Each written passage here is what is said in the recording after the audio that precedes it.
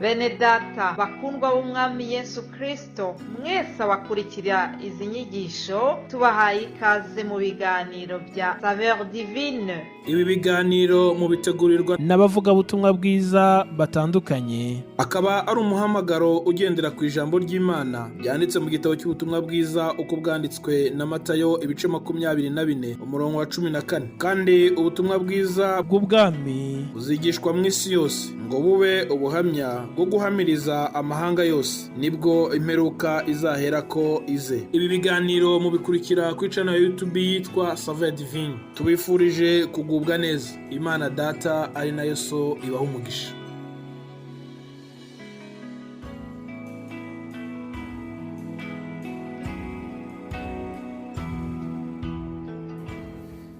Amahoro y'Imana bane namwe bavukanye mwese muri Kristo Yesu.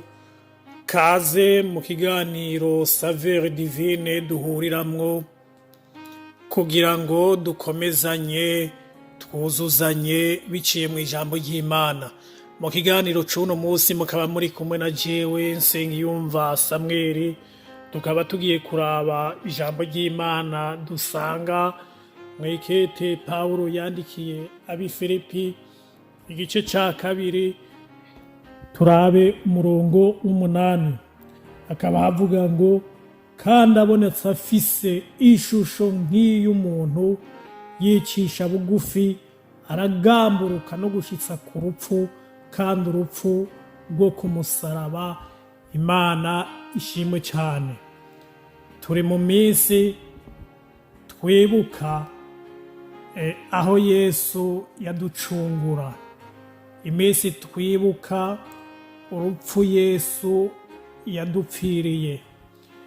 Umugambi w'Imana wateguye uhereye kera cyane, imbere y'ibihe, imbere y'uko umwana w'umuntu abaho. Uwo mugambi warateguye yuko Yesu azoducungura, yuko Yesu azodupfira ruriya rupfu yadupfiriye. Imana iriko irashiraho imirimo yayo cyangwa ibikorwa byayo, ikarema isi n'ibiyigize, igashiraho umwana w'umuntu. Mu nyuma umwana w'umuntu akagabitanya, akaja kure y'Imana. Ibyakurikiye byose so kuvuga yuko hashitse igihe Imana ikarengerwa, ikabona ibintu byitayemwo itari yarabibonye, ngo ikivuga iti reka nyarutse nyaragase ndondere ingene noshiraho umusaraba, ndondere ingene Yesu yoja gucungura bariya bantu. Ariko ngomba kukubwira yuko imbere yuko tubaho, urupfu rwa Yesu rwari rwarateguwe. Imbere yuko tubaho, uriya musaraba wari warateguwe.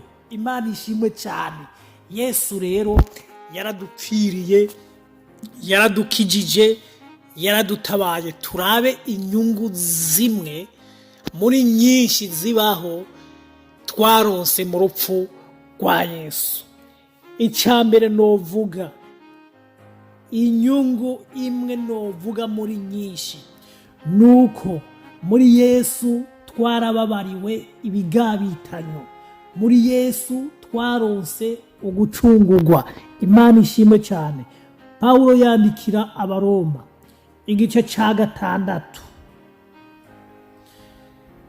umurongo wa 6 yavuze ngo kandi tumenye iki, yuko umuntu wacu wa kera yabambanywe nawe kugira ngo umubiri w'icaha uhindurwe ubusa, nitwame tujakariye icaha. Imana ishimwe cyane.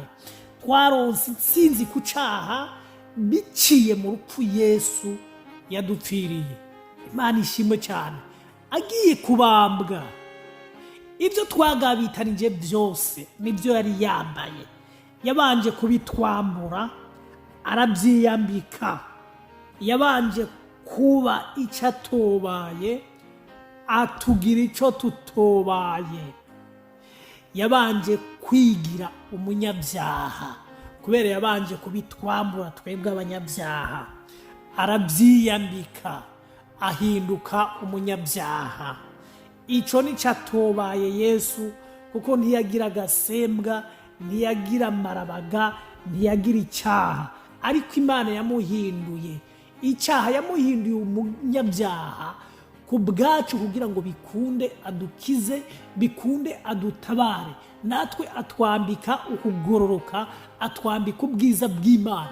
Abanyabyaha twahinduwe abagororotsi, twararonse intsinzi ku cyaha. Iyo ni inyungu imwe mu nyungu nyinshi twaronse mu rupfu rwa Yesu. Imana ishimwe cyane. Inyungu igira kabiri novuga nuko Yesu yatubereye inzira. Yesu niwe nzira, niwe kuri. Imana ishimwe cyane. Aho uri hose birashoboka yuko uremerewe n'ibyaha, utarakira Yesu ngo akubere umwami n'umukiza mu bugingo bwawe. Nibigusaba yuko ugenda ibirometero amajana n'amajana, upfukame ubwira Imana ati mu izina rya Yesu, Mana mbabarira. Yesu ngwino ungereremwo, ngwino unganze mu mutima wanje, uhabe uhagerere, umbere umwami n'umukiza mu bugingo bwanje. Amaraso yawe anyoze, kuko amaraso yawe niyo mpongano y'ibyaha byacu, nico kiguzi twaguzwe, twarababariwe, umaze kutumenera amaraso. Yesu rero yatubereye inzira, niwe aduhuza n'Imana. Nta yindi nzira dufise ducamwo kugira ngo dushike ku Mana. Niryo zina ryonyine abo munsi y'ijuru twahawe dukirizwa mu ibyaha, izina rirengera ayandi yose rya Yesu Kristo, umwana w'Imana nzima. Iyo uri kuragomba kuja mu bisagara bitandukanye cyangwa ahantu hatandukanye, iyo uri kuragomba kuja ahantu ahariho hose, ufise amayira menshi ushobora gucamwo, ariko kugira ngo ushike ku Mana ni muri Yesu honyine gusa niho ugomba guca kugira ngo ushobore kuzura n'Imana. Imana idufashe cyane. Kandi hariya anye mu gitabo cy'uwavugishwa n'Imana Yesaya, tugiye kuraba mu gice cya 53 umurongo n'uwa 5, turasangaho neza yuko muri Yesu mu rupfu rwiwe twararonse gukira. Imimyore yiwe n'imishishagu yiwe yatumye dukira, turakira indwara. Hari indwara ziba zarananiye abaganga, ariko mu izina rya Yesu zirahunga. Mu izina rya Yesu abagwaye barakira, ababoshwe n'imivumo barabohoka. Imana idufashe cyane. Kandi ikindi naco novuga nuko kera nta masezerano y'Imana twari dufise. Paulo yarabyandikiye Abanyefeso mu gice cya 2 uhereye ku murongo wa 11, havuga ngo nuko mwibuke yuko ubwa mbere mwebwe abanyamahanga ku rukoba, mwebwe mucitwa abatakebwe n'abo bitwa abakebwe n'intoke ku mubiri, ko ico gihe mwari mutandukanye na Kristo, muri n'itandukaniro n'ihanga rya Isirayeli, muri njabuka ku masezerano y'ibyasezeranywe, ataco mwizigiye kubizoba. Mwari mwisi mutagira Imana rurema. Aho Imana ishimwe cyane. Ngo ariko ubu kuko muri Kristo Yesu mwebwe bari kure kera, mwigijwe hafi n'amaraso ya Kristo. Kera twari kure. Amasezerano Imana yari yarasezeraniye Isirayeli biciye muri Aburahamu. Yesu ataraza ngo adupire, ataraza ngo aducungure, ataraza ngo atubohore, ataraza ngo adutabare. Ari amasezerano ntiyaratwerekeye. Twarabashitsi, twarabimukira ku masezerano y'Imana, twarabanyamahanga. Ariko ubu Yesu yaradupfiriye. Haleluya. Yesu yaratuneshereje. Ubu turabana b'Imana, ibyasezeranywe tubironkeshwa no kwizera no kwinjira muri Kristo Yesu. Turabana b'Imana. Imana ishimwe cyane. Kandi ubu nitukira abashumba, nitukiri kure y'Imana. Mu rugo kwa Data turabaraganwa na Kristo Yesu.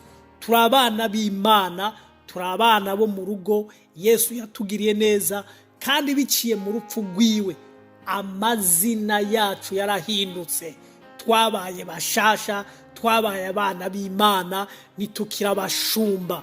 Imana ishimwe cyane.